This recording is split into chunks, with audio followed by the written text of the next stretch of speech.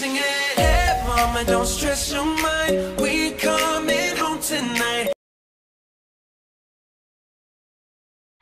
Assalamualaikum warahmatullahi wabarakatuh anak-anak. Waalaikumsalam.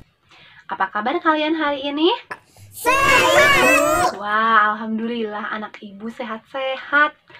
Nah, anak-anak, sekarang kita akan belajar tentang mengenal peta.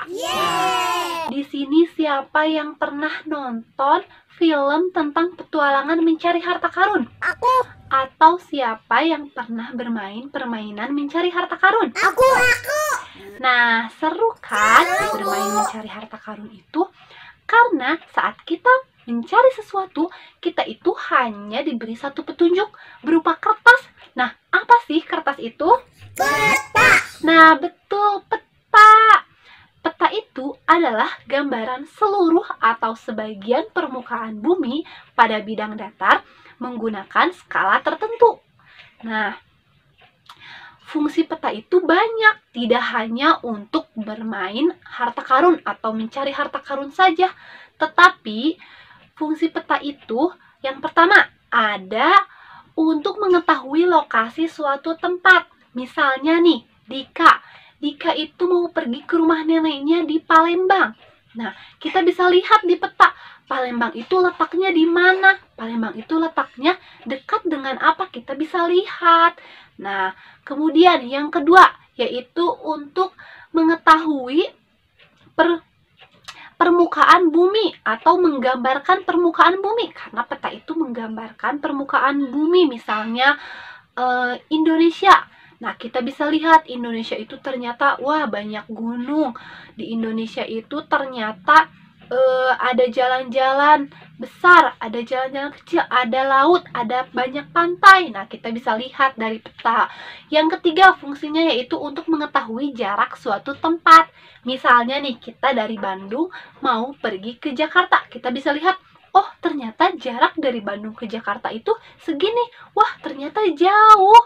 Makanya kita itu kalau mau pergi ke Jakarta itu harus menggunakan transportasi. Bisa menggunakan bus, bisa menggunakan mobil, ataupun kereta.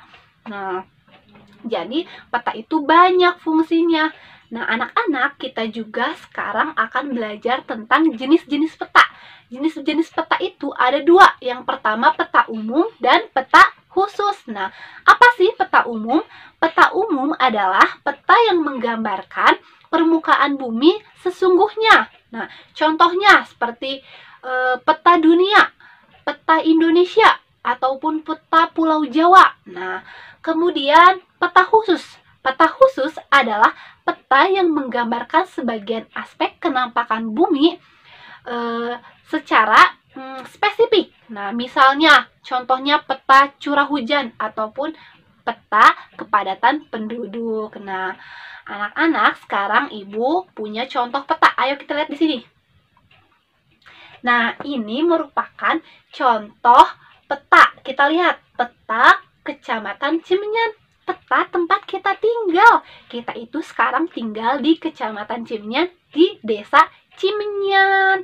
Nah, kita bisa lihat ya, di sana itu ada rumah kita, tahu. Nah, anak-anak, coba kita lihat peta ini.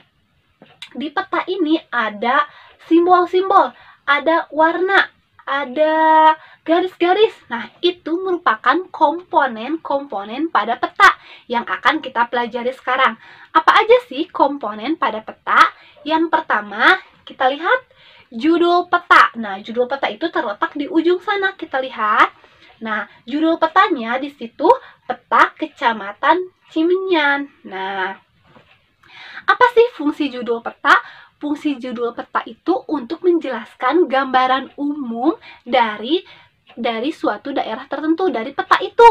Nah, kita kalau misalkan nggak ada judul, kita nggak tahu nih, ini peta daerah mana. Makanya harus ada judul peta.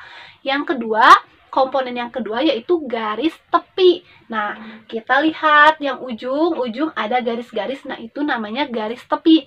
Nah, garis tepi itu berfungsi untuk menggambarkan batas-batas dan garis astronomis peta. Contohnya garis lintang dan garis bujur. Nah, kemudian komponen selanjutnya yaitu kita lihat di kotak. Nah, kotak kecil di sana di peta ada yang namanya legenda. Nah, legenda itu berfungsi untuk menunjukkan atau menjelaskan simbol-simbol yang ada pada peta. Karena kita lihat sendiri di peta itu ternyata banyak simbol-simbolnya. Ada simbol segitiga untuk gunung, ada simbol garis-garis. Nah, kemudian yang selanjutnya yaitu ada tahun peta. Kita lihat, nah di peta itu biasanya selalu ada tahunnya atau suka ada tahunnya, yaitu tahun pembuatan peta. Nah, kemudian selanjutnya ada arah mata angin. Nah, arah mata angin itu untuk mengetahui arah pada peta. Ada berapa sih arah mata angin? Ada 8. Barat, barat, laut, utara, timur, laut, timur, tenggara, selatan, barat, daya. Nah, ada 8 arah mata angin. Kemudian kita lihat lagi ada skala. Nah, apa itu skala? Skala adalah perbandingan jarak pada peta dengan jarak sesungguhnya. Nah, kita lihat lagi di peta. Wah, ada warna-warnanya ya di peta. Nah, anak-anak, peta itu ada warnanya, tidak hanya hitam putih. Nah, warna-warna pada peta itu memiliki fungsinya masing-masing, memiliki arti. Warna itu untuk membedakan daerah-daerah dalam suatu tempat di peta. Misalnya nih, warna hijau untuk menggambarkan daerah dataran rendah. Kemudian warna biru untuk menggambarkan perairan di peta. Kemudian warna kuning untuk menggambarkan dataran tinggi, dan warna coklat untuk menggambarkan pegunungan. Nah, kita lihat peta kita. Di peta kita itu kebanyakan warnanya kuning dan coklat. Nah, kenapa? Karena kita itu tinggal di dataran tinggi. Nah, makanya kita suka kedinginan karena kita dikelilingi oleh pegunungan di dataran tinggi. Nah, anak-anak, belajar peta itu banyak manfaatnya selain mencari harta karun tadi. Misalnya nih, kita mau jalan-jalan kemana?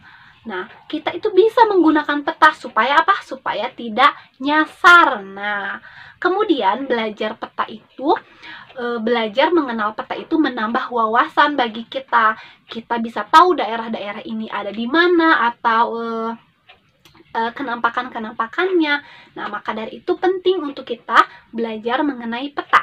Sekian yang dapat Ibu sampaikan. Wassalamualaikum warahmatullahi wabarakatuh.